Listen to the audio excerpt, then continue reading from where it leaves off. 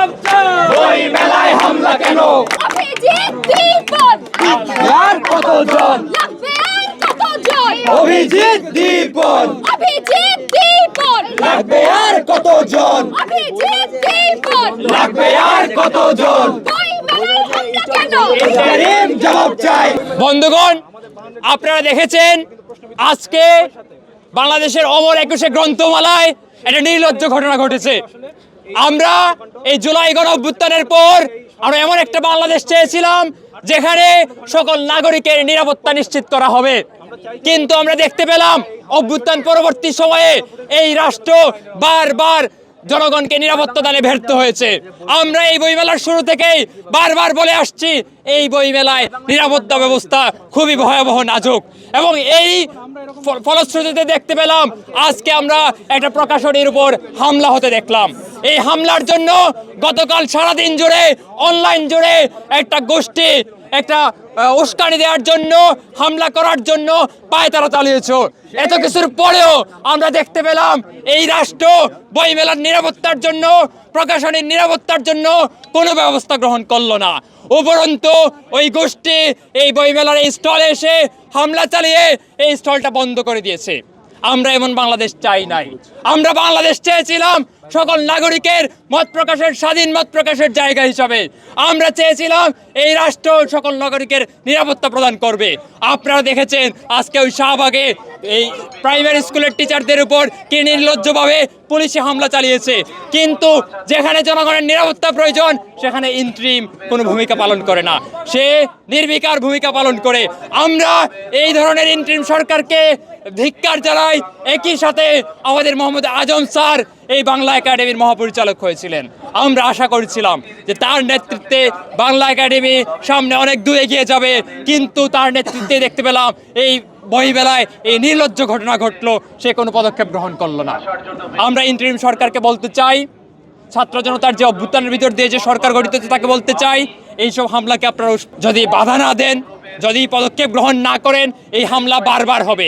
এই হামলার প্রেক্ষাপট তৈরি হয়েছিল ওই যে মাজারে হামলা করা হয়েছিল, ওই যে মন্দিরে হামলা করা হয়েছিল, ওই যে জশ্নে জুলুসে হামলা করা হয়েছিল, তার প্রেক্ষিতে এইগুলোর বিরুদ্ধে এই সরকার কোনো ব্যবস্থা গ্রহণ করে নাই। ফলশ্রুতিতে আজকে বইমেলার ভেতরে এসে এই স্টলে এসে হামলা চালিয়েছে। আমরা বলতে চাই এই হামলার সাথে যারা যারা জড়িত ছিল, এই হামলার সাথে যারা যারা জড়িত ছিল তাদের প্রত্যেককে গ্রেফতার করতে হবে। অনলাইনে যারা উস্কানি দিয়েছিল, যারা হত্যা করার জন্য উস্কানি দিয়েছিল, তাদের প্রত্যেকে গ্রেফতার করতে হবে, আইনের আওতায় নিয়ে আসতে হবে এবং দৃষ্টান্তমূলক শাস্তি দিতে হবে। আমরা বলতে চাই আজকে এই দেখেন আমার ডান পাশে দেখা যাচ্ছে যে শহীদ ভাষা শহীদ সালামের নামে চত্বর করা হয়েছে। তা আজকে ভাষা শহীদ সালামের সেই চেতনা কি? আমাদের চেতনা হচ্ছে 52 চেতনা হচ্ছে আমরা একটি অসাম্প্রদায়িক একটি মত প্রকাশের জন্য সকলের জন্য সমান সুযোগের বাংলাদেশ নিশ্চিত করব। আজকে যে ঘটনা আমরা এই বইমেলায় দেখেছি, সেই ঘটনাকে আমাদের কি সেই সুযোগ দিচ্ছে যে আমরা সকলের জন্য একটি গণতান্ত্রিক বাংলাদেশ বিনির্মাণ করতে পারবো? আজকে আমাদের বাংলা একাডেমির পরিচালক আজম স্যার, তিনি বাংলা একাডেমির দায়িত্ব নেওয়ার পরে আমরা আশাবাদী হয়েছিলাম। বাংলা একাডেমির আরেকজন রয়েছেন আবুল কাশেম ফজলুল হক স্যার, আমরা আশাবাদী ছিলাম তাদের নিয়োগ নিয়ে। কিন্তু আজকেও কিন্তু আমরা দেখছি যে বাংলা একাডেমিতে গত কয়েক বছর ধরেই যে সাম্প্রদায়িক গোষ্ঠীর যে উস্কানি এবং তাদের যে আস্ফালন, সেই আস্ফালন কিন্তু আজও কিন্তু এখানে সমান মাত্রায় বিরাজ করছে। এবং আজকে যে এই যে সব্যসাচী যে স্টলটি বন্ধ করে দেওয়া হয়েছে, তার প্রেক্ষাপট কিন্তু আমাদের পূর্ববর্তী বক্তা বললেন যে পূর্ব থেকেই আমরা দেখেছি যখন এই 5ই আগস্টের পর থেকে আমাদের মাজার ভাঙা হয়েছে, আমাদের মন্দিরে হামলা করা হয়েছে, বিভিন্ন জায়গায় আমাদের যখন ভিন্ন মতের লোকজনের উপর হামলা করা হয়েছে, তখন কিন্তু আমাদের এই সরকার, ইন্টারিম সরকার, তারা কিন্তু নীরবতা পালন করেছেন। তাই আমরা কয়েকদিন আগেও দেখেছি যে সরকারের সাথে যারা লিয়াজুর রক্ষা করে চলছেন, তারাও বারবার এই মবকে কিন্তু উস্কানি দিচ্ছেন। তারা বলছেন যে এই মব যারাই হচ্ছে এই মবের বিরুদ্ধে কথা বলবে তাদেরকে কিন্তু দেখে নিতে হবে। সুতরাং আজকে আমরা বলছি আজকে যে ঘটনা, সেই ঘটনার দায় কিন্তু আমাদের এই ইন্টারিম সরকার, অন্তর্বর্তীকালীন সরকার এবং তার যেই দায়িত্বপ্রাপ্ত লোকজন রয়েছেন তারা কেউই এড়াতে পারেন না। আমরা দেখছি যে এখানে সব্যসাচী স্টলের সামনে একটি জুতো লাগানো ছিল, যদিও সরে ফেলা হয়েছে। এটি একটি প্রকাশনী, বাংলাদেশের জন্য লজ্জার যে একটি প্রকাশনীর সামনে একটি জুতো ঝুলিয়ে দেওয়া হয়েছে। আমাদের যে মত প্রকাশের স্বাধীনতা, আমরা বাংলা একাডেমিতে বিভিন্ন মতের বিভিন্ন পথের লেখকের বই পাই। কারো যদি ইচ্ছা হয় সে তসলিমা নাসরিনের বই পড়বেন না, তার সেই স্বাধীনতা রয়েছে।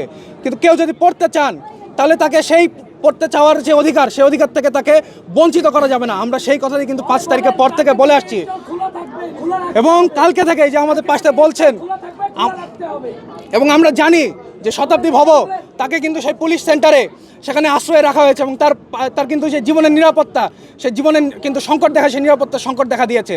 আমরা অবিলম্বে বলবো আজকে এই প্রশাসনকে যে শতাব্দী ভব এবং সব্যসাচী যে এই স্টলের নিরাপত্তা নিশ্চিত করতে হবে এবং একই সাথে অবিলম্বে কালকে থেকে এই সব্যসাচী স্টল পুনরায় চালু করতে হবে। এর অন্যথায় যদি হয় তাহলে কিন্তু পুনর্বার আমরা ছাত্র জনতা এই যে ফ্যাসিবাদী প্রবণতা, নতুন ফ্যাসিবাদী প্রবণতা, নয় ফ্যাসিবাদী প্রবণতা এবং যে সাম্প্রদায়িক গোষ্ঠী, এর বিরুদ্ধে কিন্তু আমরা রুখে দাঁড়াবো।